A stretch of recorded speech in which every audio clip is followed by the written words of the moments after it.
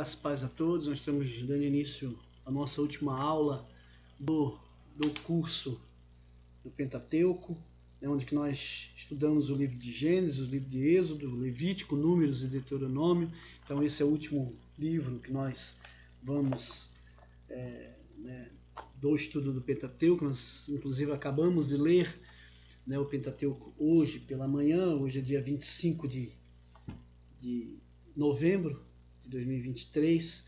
Eu agradeço a todos pela perseverança de estar lendo diariamente os capítulos, 2 ou 3 capítulos diários, para que nós pudéssemos chegar hoje, na última aula, tendo lido todo o Deuteronômio. E eu creio, em nome de Jesus, eu creio que muitos de vocês foram impactados pela palavra, que alguns até nunca tinham lido todo o Deuteronômio de uma vez só, ou muitas vezes não tinham lido, só liam partes, nunca tinham lido os livros como um todo. E eu creio que aqueles que fizeram o outro curso dos evangelhos, agora a gente viu o Pentateuco, a gente vê como Jesus, a morte de Jesus naquela cruz foi maravilhosa para a gente, porque antes tinha todo um ritual, tinha todo uma problemática, todo um ritual mesmo, para que chegasse perante Deus e pedisse e que nós fôssemos perdoados. E com a morte de Jesus naquela cruz, não, a partir desse momento, nós nos arrependendo verdadeiramente, pedindo perdão a Deus, ele nos perdoa, aquele véu que separava o lugar santo do santo, onde estava Deus, onde estava a Arca da Aliança com o Espírito de Deus ali dentro, do lugar santo, ou lá fora do tabernáculo, foi rasgado, e a partir desse momento a gente não precisa mais, todos foram transformados em sacerdotes, todos podemos chegar à presença de Deus, através do seu Filho Jesus Cristo. Por isso eu agradeço a vida de cada um, peço mesmo que Deus continue mesmo nos revelando a sua palavra, nos deixando mesmo, fazendo com que nós tenhamos entendimento da palavra dele, para que ela venha mesmo encontrar um coração preparado para tudo aquilo que ele tem nos dito, tudo que ele deixou para nós, através da sua palavra, através dos 66 livros da Bíblia. Todos aqueles livros, toda vez que nós abrirmos a palavra dele, que ele está falando com nós, que ele possa falar mesmo com a gente. Agradeço a vida de cada um, peço mesmo para que Deus guarde a vida de todos, que Deus possa colocar teus anjos acampados ao redor das pessoas que estão assistindo essa aula, seja de manhã, seja tarde, seja à noite, que Deus possa guardá-los e protegê-los, que o Senhor possa tocar mesmo sua mente, abrir seus olhos e seu coração. Amém, queridos? Então, hoje será a última aula, essa é a última aula, a aula 10 de Deuteronômio, as portas da terra prometida.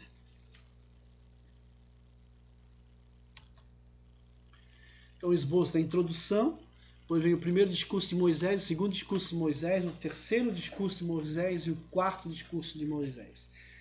Então, o livro de Deuteronômio é uma coletânea de discursos e cânticos de Moisés, dirigidos ao povo de Israel por ocasião de sua despedida.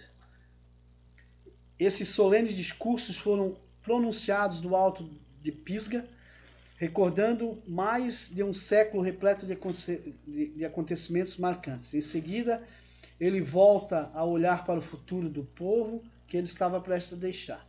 Deuteronômio mostra as bênçãos da obediência e a maldição da desobediência. Segundo o seu ensino, a vida vitoriosa do cristão depende da obediência a Deus com sua própria vida, a posse da terra prometida, a vitória sobre os inimigos, a prosperidade e a felicidade. Este livro ensina a inflexibilidade da lei. Farás e não farás aparecem com frequência. É um livro de recordações, destinado principalmente aos israelitas que nasceram durante os 40 anos de peregrinação no deserto, os quais não testemunharam muitos dos feitos do Senhor, acontecidos por ocasião da saída de seus pais do Egito durante os primeiros anos de peregrinação. Adentramos as páginas que seguem com gratidão pelo que se aprendeu até agora sobre o Pentateuco e pelo que ainda aprenderemos por meio do Deuteronômio.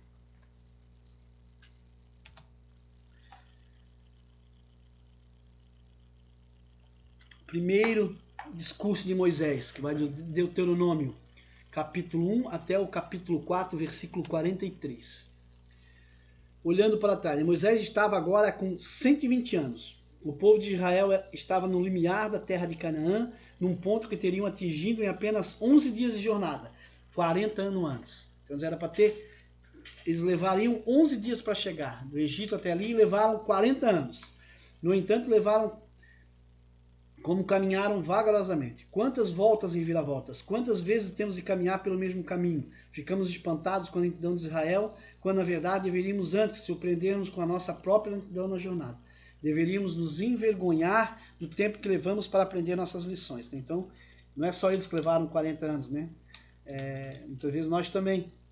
Nós damos voltas e voltas e voltas, nós já éramos para estar chegando lá em Curitiba, estamos aqui em Gaspar ainda.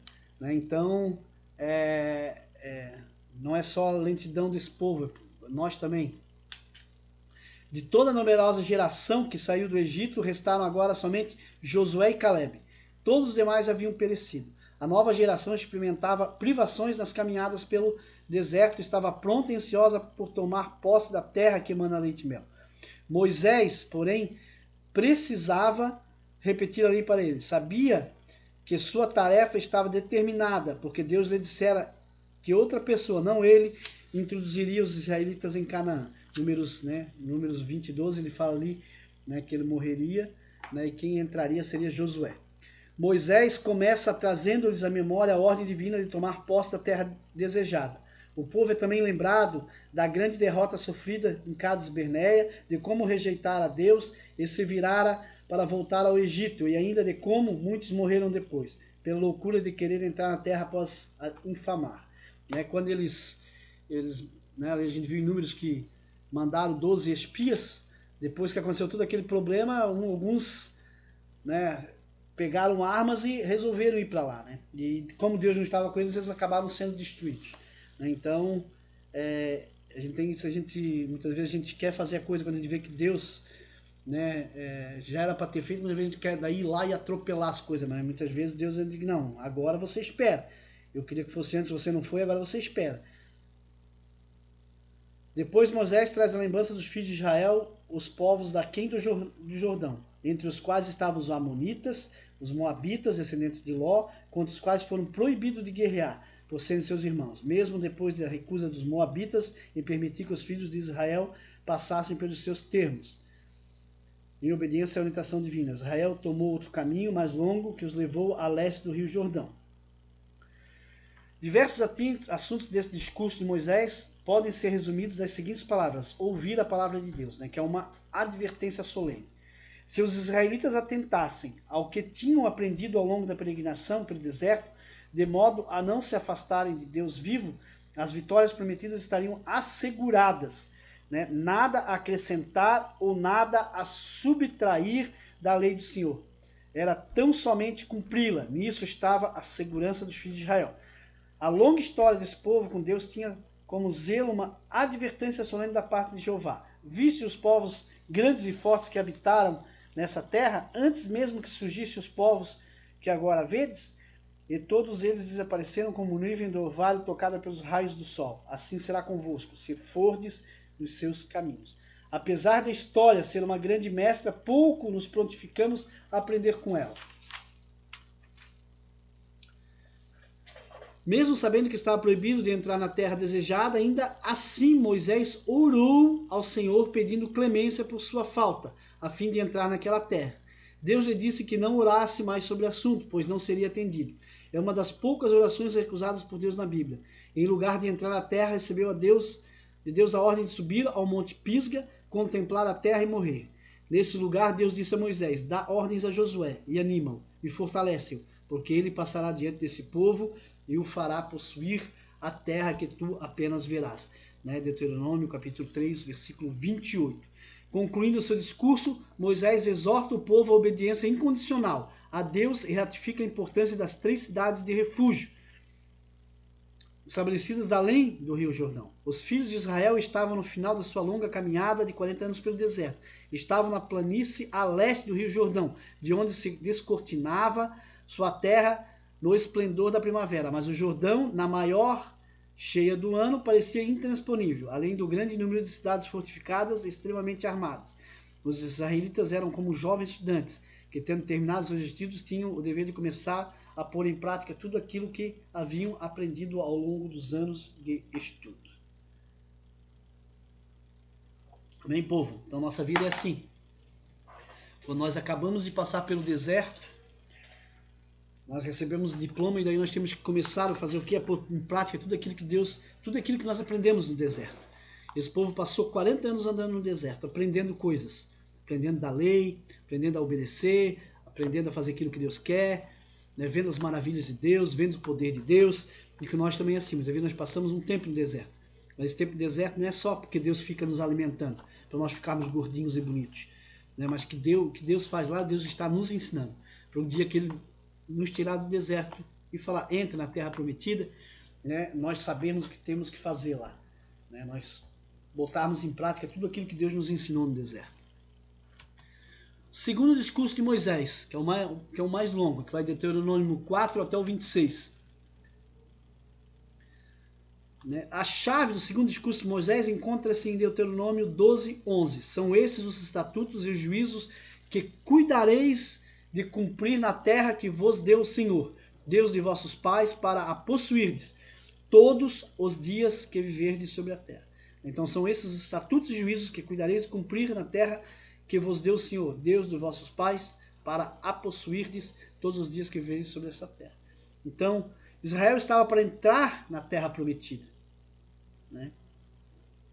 E tudo dependia da sua constante e inteligente obediência a Deus, que Ele estava concedendo a terra. Deus queria ensinar a Israel o amor, o que é real cumprimento da lei.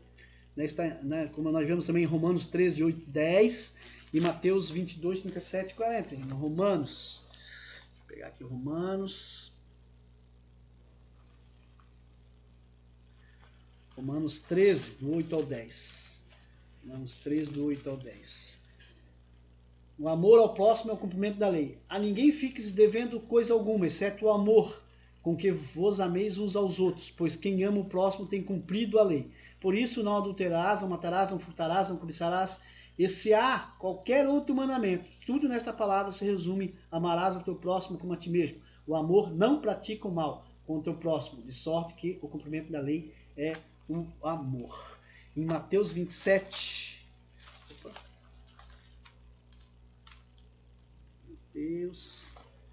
Mateus 22, 37 ao 40.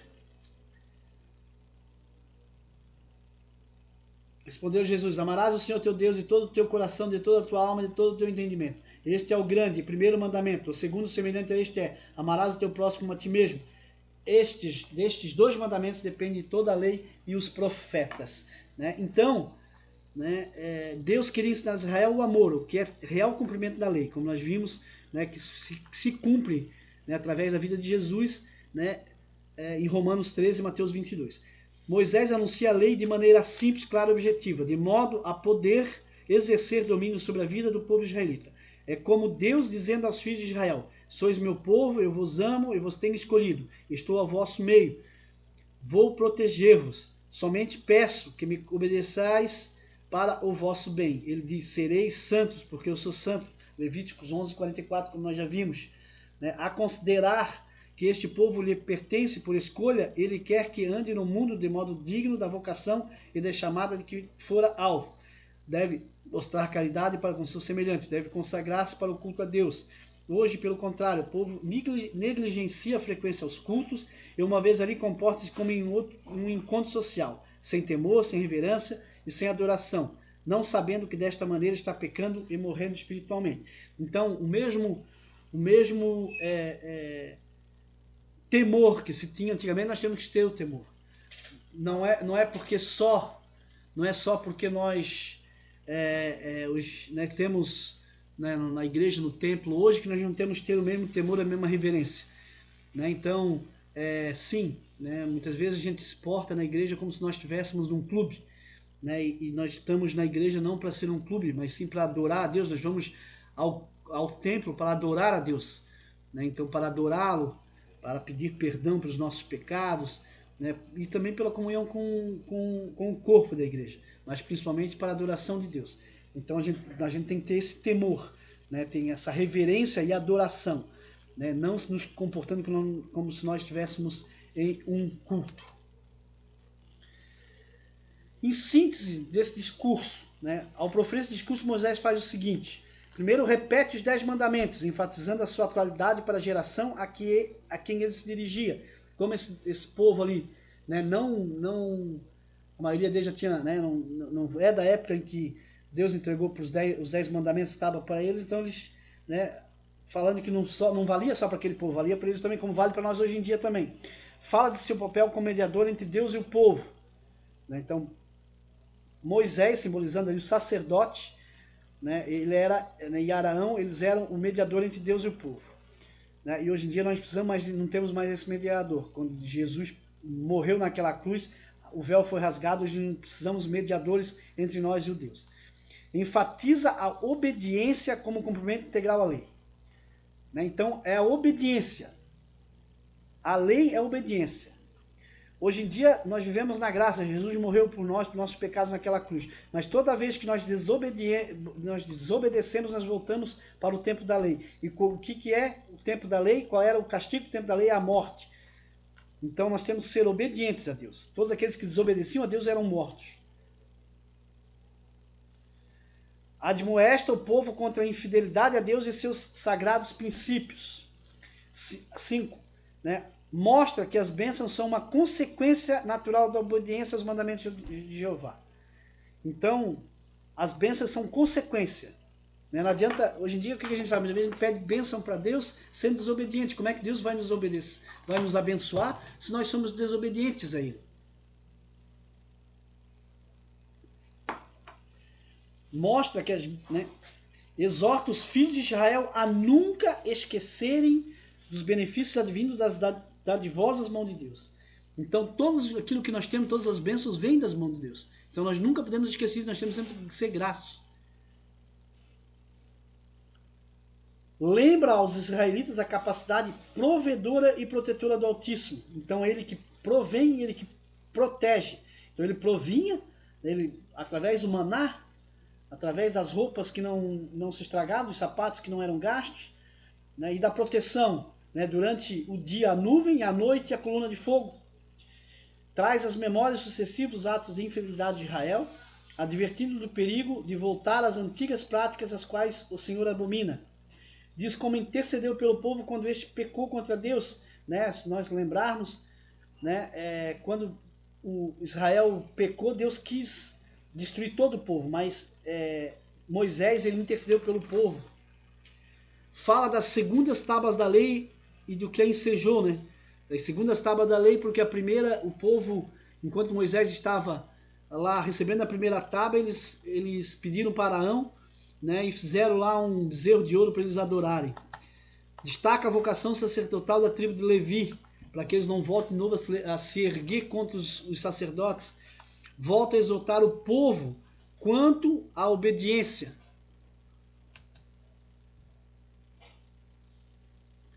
Fala sobre a bênção da obediência e a maldição da desobediência. Então, se você obedecer, você tem a bênção. Se você desobedecer, você tem a maldição. Indica o lugar do verdadeiro culto. Ressalta os preceitos quanto a comer carne e quanto às ofertas do culto. Demonstra a Israel como reconhecer os falsos profetas e como julgar os idólatras. Né? Como eu já falei anterior lá na época de Balaão, né? Na outra aula. Na aula 9, né? Mas como nós vamos saber, né? Se o cara é profeta, não, só está dando profetada, né?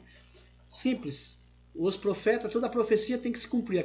Aquilo que não se cumprir é profetada.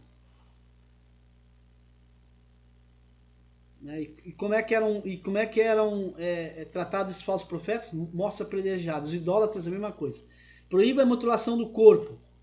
Né? Então, aqui, né, como proíbe a mutilação do corpo, né, então isso aí entra, né, na parte também, né, não que a gente está né, não estou querendo ofender ninguém, né, mas proíbe a mutilação do corpo, né? Então, as tatuagens, né, é uma mutilação ao corpo, então, piercings, essas coisas, né, então, então proíbe a mutilação do corpo, então a gente não deve fazer tatuagem, mesmo que, vou botar o nome de Jesus, não foi mal, ele não precisa disso.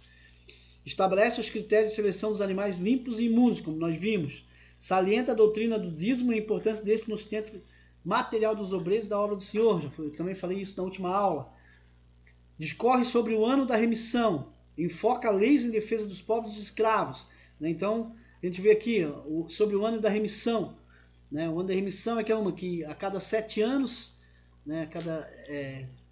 No jubileu dos 49 anos, né? Se eu comprasse uma terra, eu tinha que devolver essa terra, porque essa terra é para ser perpétua. Né? Se eu tivesse pego alguma coisa emprestada, né, de alguém, se eu não conseguir pagar até ali, o cara tinha que me perdoar a minha dívida. Então foca nas leis de defesa dos pobres e dos escravos, né, para ver como Deus sempre está se preocupado com os pobres, né, com todos. Relaciona a Páscoa, o Pentecostes e a festa do Tabernáculo como as 3 grandes festas dos judeus a serem celebradas como modelo divino. Adverte sobre os deveres dos juízes e o castigo na prática da idolatria.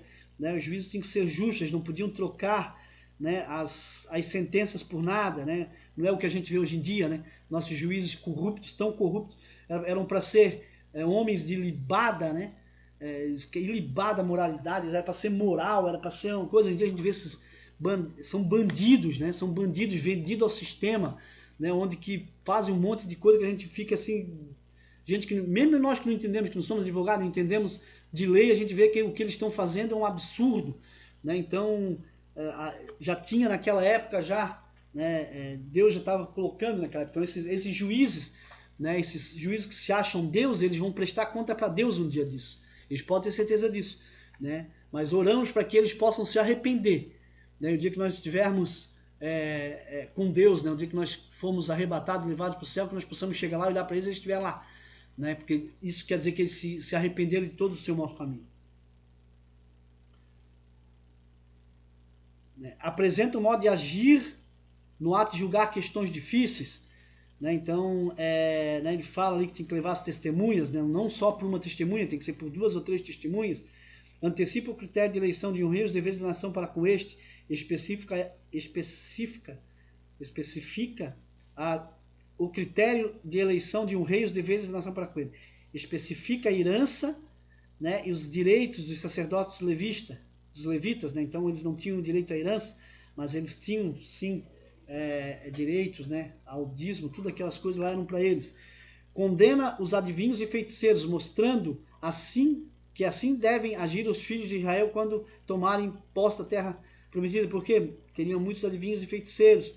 Vaticina a chegada do grande profeta semelhante a Moisés, que se cumpriu na pessoa singular de Jesus Cristo.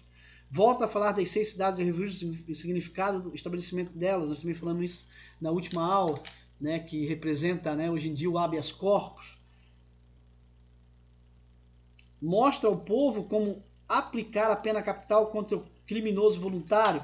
Então, se eu matasse involuntariamente, sem querer, se a gente estivesse lá, né, por exemplo, cortando um galho de uma árvore, esse galho caísse na cabeça de alguém que estivesse embaixo e matasse, não foi minha intenção, né, foi um acidente, então eu iria para aquela cidade de refúgio, esperaria ser julgado, né, e uma vez que eu fosse julgado eu poderia voltar, né, só que aquele que matava, né, matava voluntariamente, quer dizer, eu vou lá, vou pensar, vou matar aquele cara por eu querer, não involuntário, né, isso aí o cara seria morto também. Descreve o valor de serem mantidos os limites antigos acerca das testemunhas, né, para não mudar o marco. Hoje em dia a gente vê várias brigas aí muitas vezes em terreno de vizinho, porque o vizinho puxou meio metro para lá, 1 metro para lá, 1 metro para cá, construiu um muro em cima no terreno do outro e assim vai indo, né?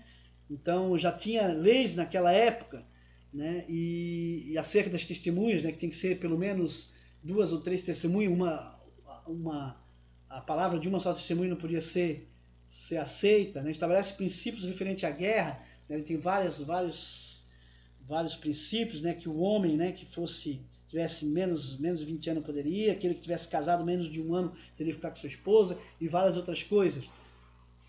Define a expiação por morte cujo autor é desconhecido, quando se encontrava alguém morto, né, em uma estrada, ao lado de uma estrada, por exemplo, não sabia quem era o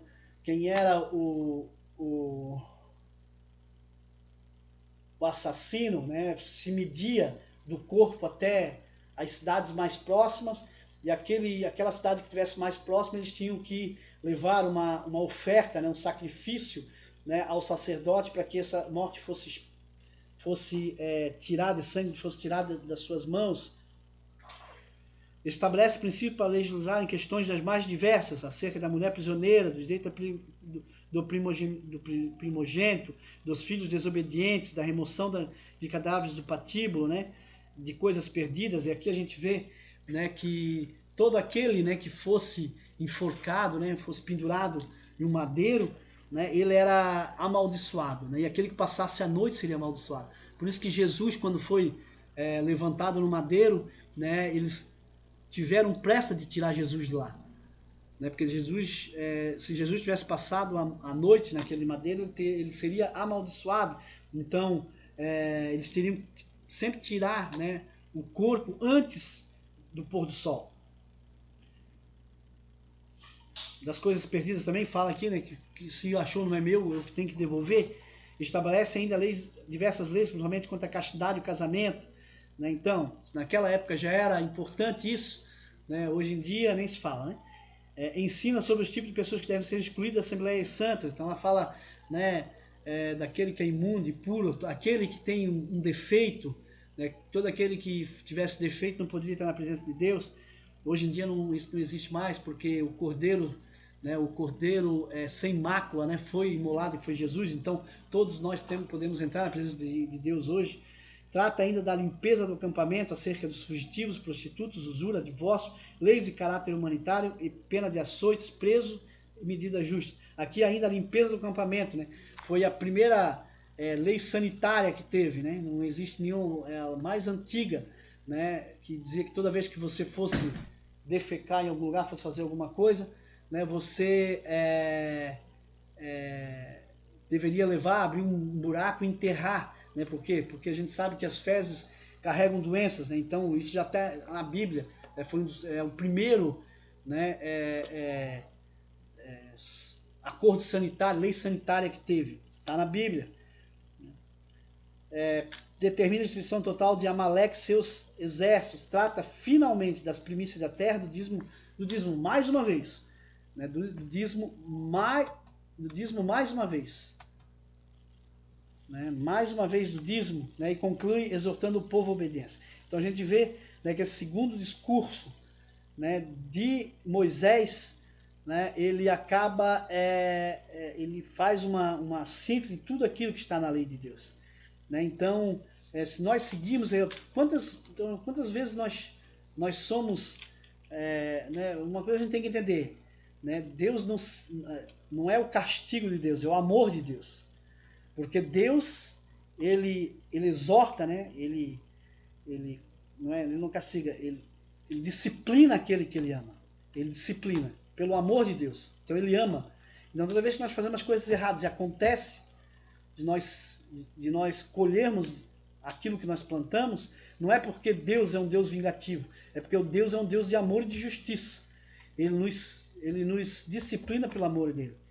Então Deus nunca vai nos disciplinar com ira, com ódio. Né? Se você foi disciplinada pelo seu pai e pela sua mãe com ódio, com ira, no momento da ira, no momento... Né? Então a gente sempre aconselha que os pais nunca disciplinem seus filhos com ira.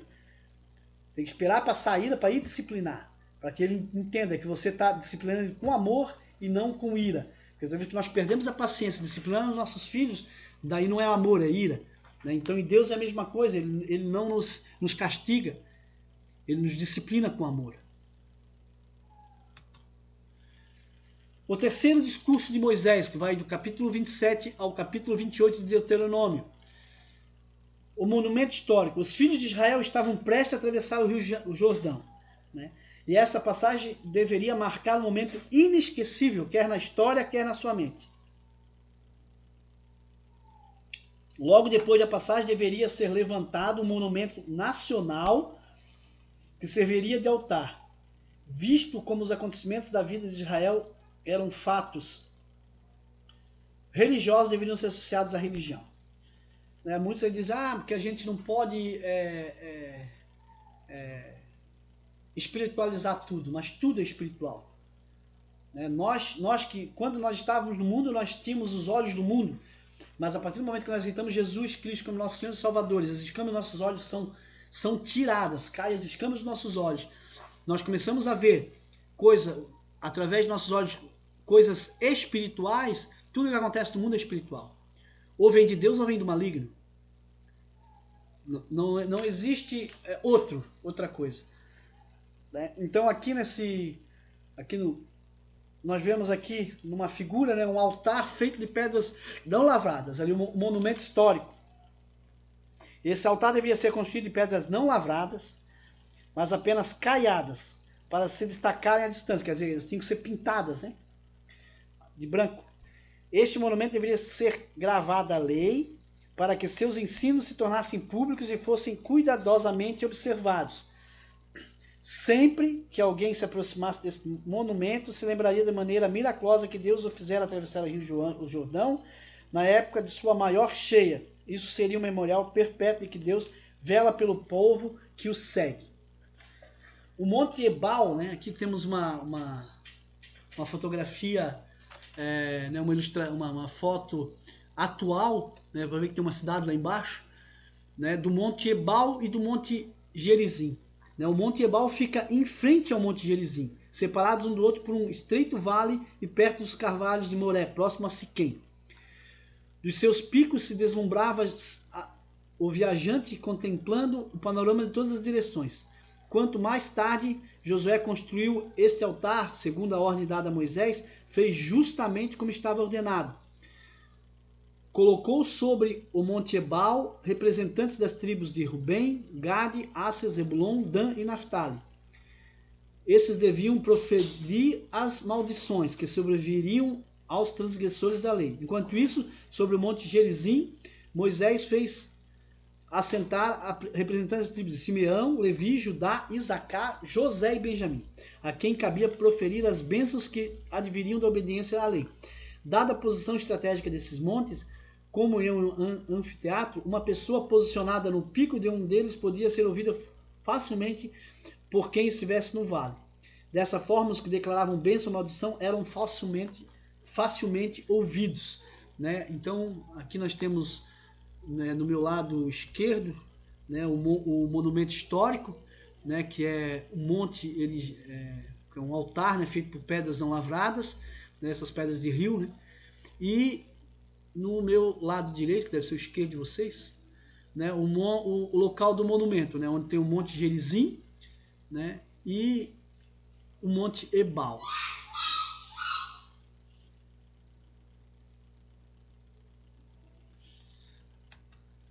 Então, as maldições, Deuteronômio 27.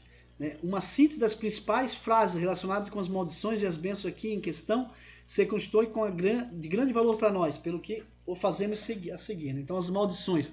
Maldito o homem que fizer uma imagem de escultura de fundição. Então, se você tem em sua casa alguma imagem em que você adora essa imagem, jogue fora. Né? Por isso, imagens de santos é pecado. As igrejas católicas, romana-católicas, com aqueles santos dentro, aquilo é pecado. É a abominação perante o homem. Perante Deus. Então, maldito homem, é Deus que está falando. Todos aqueles que adoram imagem de santo, de santa, do que for, é maldito perante Deus. Maldito aquele que desprezar seu pai e sua mãe. Lá vem de novo os 10 mandamentos, honrar pai e mãe. Né? Então, maldito aquele que desprezar seu pai e sua mãe. Se você despreza seu pai e sua mãe, se você está brigado com seu pai e sua mãe, vai lá e se reconcilie com eles. Peça perdão para eles. Mas você... Não importa, peça perdão para eles. Senão você é um maldito. Maldito aquele que mudar os marcos do seu próximo. Nós vimos ali antes. Né? Então, se você, né, no seu terreno, você adentrou o terreno do seu vizinho, vai lá e pague por esse pedaço que você pagou. Se você não puder destruir aquilo que se você construiu a casa no terreno dele, pague por aquele pedaço. Porque senão você é um maldito. Maldito aquele que fizer o cego errar o caminho, não precisa nem falar nada, né? Maldito aquele que perverter o direito estrangeiro do órfão da viúva. Mais uma vez, só porque o estrangeiro, né, quantos estrangeiros vêm para o nosso país né, e são enganados, né? Todos esses que enganam os estrangeiros são malditos. O órfão e a viúva. Maldito aquele que se deitar com a madrasta, porque perfumaria o leito de seu pai, né? Está desonrando o pai. Maldito aquele que se ajuntar com o animal, é aberração, zoofilia, é aberração perante Deus. Né? Hoje em dia tem países que estão né, aceitando, né? Tem alguns países que é crime, né? Aqui no Brasil, né? Zoofilia pode ser considerado maus trato animal, então é crime. Maldito aquele que se deitar com sua irmã, pai de seu pai ou filha de sua mãe. É irmã, não existe a coisa meia-irmã, é meia-irmã. Maldito aquele que se deitar com sua sogra, não precisa nem falar por quê, né? Maldito aquele que ferir ao seu próximo em oculto, né? Falar e matar alguém, né? Por quê? Porque, né, nesse caso, né, naquela época teria que ser morto. Maldito aquele que aceitar suborno para matar pessoa inocente. Maldito aquele que não confirmar as palavras dessa lei e não as cumprir. Claro, se nós não cumprimos todos os mandamentos desses, formos desobedientes, né, nós somos malditos. Mas assim como tem as maldições, também tem as bênçãos. Né? Deuteronômio 28, então um capítulo, Deuteronômio 27 são as maldições. Outro capítulo, Deuteronômio 28, são as bênçãos. Né? No outro lado, no monte, então,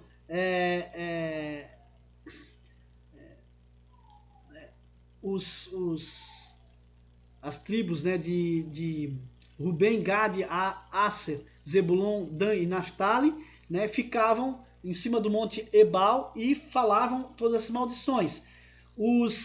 As tribos de Simeão, Levi, Judá, Isacar, José e Benjamim ficavam em cima do monte Gerizim, né, e falavam as bênçãos. Então, do outro lado do monte Gerizim estariam os representantes das outras 6 tribos de Israel para proferir as bênçãos, que constituem o seguinte: bendito serás tu na cidade e bendito serás tu no campo.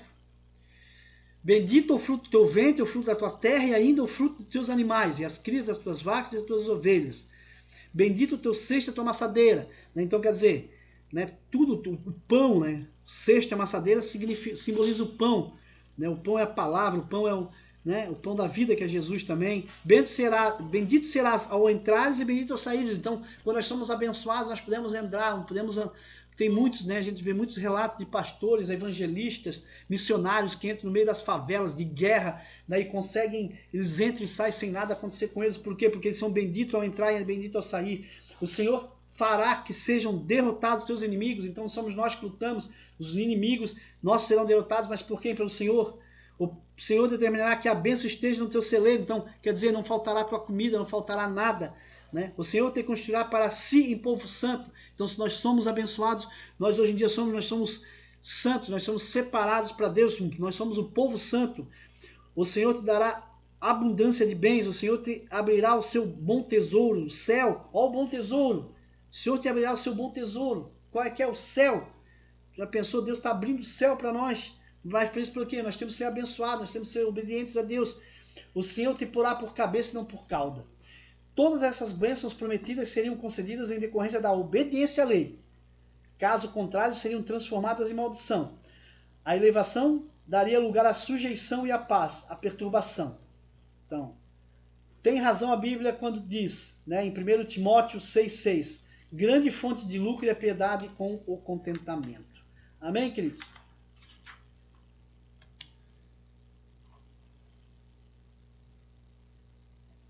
O quarto discurso de Moisés. O concerto feito no Sinai era a Constituição, a base de toda a legislação presente e futura do povo de Deus. Através de seu servo Moisés, Deus já dissera que aos 10 mandamentos nada se podia acrescentar ou subtrair. Né? Então a Igreja Católica mais uma vez mudou. Eles mudaram, né, que o mandamento de que a gente deveria guardar o sábado, né? Lá eles colocam guardar domingo e dias santos. Então eles já mudaram. Então, para ver a heresia. Né? Então, assim, heresia, né? Uma igreja herese. Então, heresia é tudo aquilo, né, que é mudado da palavra de Deus. E seita é todos aqueles que falam heresia. Então a Igreja Católica pode ser considerada uma seita e não mais uma religião para nós.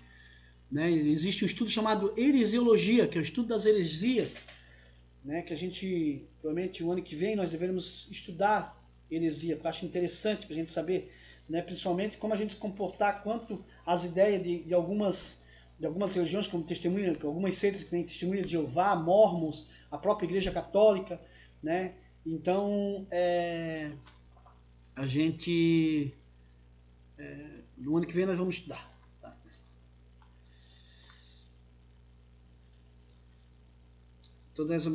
Ocorre que os mandamentos compreendiam toda a moral, a religião e o convívio social dos filhos de Israel. Era o concerto da vida prática em que o povo experimentaria o gozo de obedecer ao seu Deus e obstáculo ao custo da desobediência. De fato, nenhum outro povo jamais obteve tão altas promessas de ventura e felicidade quanto os israelitas, visto que, passados 40 anos de peregrinação, suas roupas não se envelheceram e nem seus sapatos se consumiram. Foram, entretanto, destruídos os que não creram. Contudo, esse povo tomou rumo diferente, preferindo a maldição em lugar da trilha da bênção. O povo que poderia ser uma bênção na mão de Deus deu as costas àquele que o favoreceu, com ricas e singulares promessas, vindo a se tornar motivo de tristeza e de dor ao coração de Jeová. A quebra do concerto seria uma lição. Segundo este discurso, quarto discurso, que é o último, sempre que se afastasse de Deus, o povo seria levado em cativeiro. Os povos que tomassem conhecimento disso saberiam que tratava-se de um povo que não tinha sabido cumprir os mandamentos de seu Deus. Facilmente concluiriam que se tratava de um Deus que ama os obedientes, mas castiga os impenitentes. Testemunhariam a santidade de Jeová. O concerto que estava sendo feito seria um marco na história das relações de Deus com seu povo, e um sinal para os gentios. Uns e outros saberiam que Deus estava abençoando ou castigando, segundo o curso dos acontecimentos. Ainda hoje, muitos séculos depois de Deus ter feito esse concerto com Israel, a história continua a falar a respeito das bênçãos e castigos divinos sobre os filhos de Israel. A despeito dos altos e baixos da história desse povo, não há quem não tenha que reconhecer que os judeus de nossos dias consistem no povo que continua a viver sob a dependência de Deus e sob a sua guarda.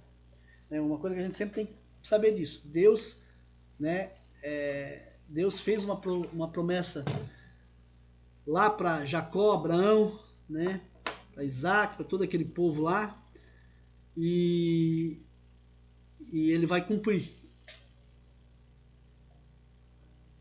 Né? Ele é um povo escolhido de Deus. Então, todos aqueles que amaldiçoam Israel serão amaldiçoados. E todos aqueles que abençoam serão abençoados. Então nós temos que sempre, quando orar, colocarmos Israel em oração também.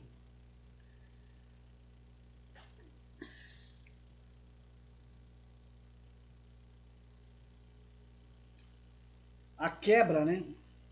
Segundo esse discurso, sempre...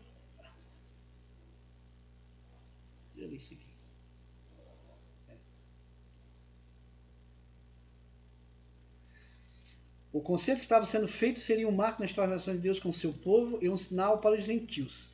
Né? Uns e outros saberiam que Deus estava abençoando ou castigando, segundo o curso dos acontecimentos. Ainda hoje, muitos séculos depois de Deus ter feito isso, na história continua a falar a respeito dos castigos divinos sobre os filhos de Israel. A respeito dos altos e baixos da história desse povo, não há quem não tenha, né, que reconhecer que os judeus consistem num povo que continua a viver a dependência de Deus e sob sua guarda. De modo especial, somente os judeus interessava o concerto e somente a eles foi feito. Seus princípios, entanto, valem para todos os povos, em todos os tempos, em todos os lugares. Os modos são diferentes, mas as conclusões são as mesmas. Então, quer dizer, esse concerto, né, naquela época só para os judeus, mas todos esses os princípios das leis, né, servem para todos os povos, inclusive para nós. Então, o aspecto relevante tanto da antiga quanto da nova revelação de Deus dada a Israel é a misericórdia divina. A despeito da mudança dos povos, esse princípio divino continua inalterado. O diapasão de Deus não sofreu qualquer alteração, nem mesmo no Novo Testamento, com amplitude como o conhecemos em relação ao Antigo Testamento. Modificou esta linguagem e esse admirável sentido. Então, quer dizer que o Novo Testamento não mudou nada, todos esses princípios. O que ficou previsto nas maldições, estudadas no texto anterior, em caso da desobediência, seria o seu desterro para as terras estranhas e longínquas. Aconteceu no ano de 722 a.C., depois da queda de Samaria e do desterro do Reino do Norte, e da queda de Jerusalém em 586 a.C., seguida do desterro dos judeus para as terras da Babilônia. No entanto, Depois que os filhos de Israel se arrependeram, Deus, sempre misericordioso, fez voltar à terra de seus pais. Dos confins da terra, Deus os fez tornar e descansar na terra que antes lhe fora dada. Vemos, pois, que neste grande discurso de Moisés está lançada a semente da doutrina do amor e da compaixão de Deus, tão admiravelmente desenvolvida nos livros futuros. Segundo Mesquita, né, na imutabilidade de Deus encontramos a imutabilidade dos seus sentimentos para com o homem. E é por essa causa que onde quer que se abra a Bíblia se encontra a mesma disposição de amor e vontade divinos. Uma coisa que a gente tem que entender que a lei do Senhor está sempre perto. Né? Após as promessas, Moisés diz aos filhos de Deus, né, Deuteronômio 30, 11 ao 14, porque este mandamento que hoje te ordeno não é demasiado difícil, nem está longe de ti. Não estás no céu para dizeres, quem subirá por nós aos céus, que nolo traga e nolo faça ouvir, para que o cumpramos? Nem estás além do mar para dizeres, quem passará por nós além do mar, para que nolo traga e nolo faça ouvir, para que o cumpramos? Pois essas palavras estão muito perto de ti, na tua boca e no teu coração para as cumprir. Então a palavra de Deus está muito próxima de nós, está na nossa boca e no nosso coração. A superioridade do povo de Israel em comparação a outros povos da terra, assim como os dos cristãos em comparação aos gentios, consiste em que esses não têm lei perto de suas mentes e corações, o que os expõe ao erro como prática diária. Então, né, os gentios, né, os ímpios, aqueles que não aceitaram Jesus como seu Senhor e Salvador ainda, eles não têm a lei perto de suas mentes e do coração. Nós temos a lei. Por isso que é importante nós diariamente lermos a palavra de Deus. Por isso que é importante diariamente nós tirarmos um tempo para pelo menos estar lendo um versículo, meditando em cima daquele versículo. Para quê? Para que ela sempre esteja perto de nós, nossa mente e nosso coração.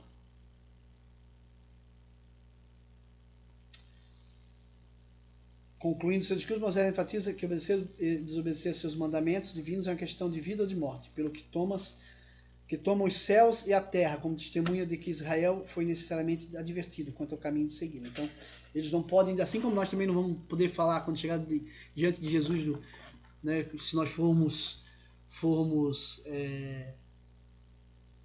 algum motivo nós ficarmos fora, né, da vida eterna, nós podemos chegar para Jesus e dizer, não, nós não sabíamos. Não, nós sabíamos. Está aqui, ó. Ele nos deixou a palavra, ele nos deixou aqui, ó, a verdade. Nós que não quisemos ver a verdade. Em Deuteronômio, do capítulo 31 ao 34, né, nós temos a conclusão. Né? Os últimos 4 capítulos de Deuteronômio registram as últimas disposições de Moisés, né, que eram a indicação de Josué como sucessor de Moisés, o dever de a lei ser lida ao povo publicamente de 7 em 7 anos, uma profecia quanto à futura rebeldia de Israel, a determinação quanto à colocação do livro da lei ao lado da Arca da Aliança, o cântico de Moisés, o último dia de vida de Moisés, a bênção de Moisés e a morte de Moisés. Né? Isso hoje está bem fresquinho, porque nós acabamos de ler hoje, né, esses capítulos, né? Então está bem fresquinho em nossa cabeça. Né? Então, com isso nós damos encerramento, né? Acabamos o nosso curso, né? O curso sobre o Pentateuco, né? Que nós vimos ali Gênesis, né? Êxodo, Levítico, Números e Deuteronômio. Né? Nós vimos toda a lei, vimos todo o começo lá do mundo, toda a criação, né, em Gênesis, a criação do povo de Israel, né? Esse povo, né, sendo liberto, né, milagrosamente da mão de Faraó por Deus, eles 40 anos no deserto, né, e acabamos agora com eles entrando na porta da terra prometida. Né? E eu, pelo menos eu, né, hoje em dia, depois de eu ler, a gente já tinha lido, a gente lê, mas toda vez que a gente lê, e toda vez que eu estudo, né, a gente estuda o Pentateuco, a gente estuda esses livros, né, cada vez mais a gente é grato a Deus. Cada vez eu sou mais grato a Deus por ter enviado seu Filho Jesus, né, para morrer naquela cruz por mim, pelos meus pecados.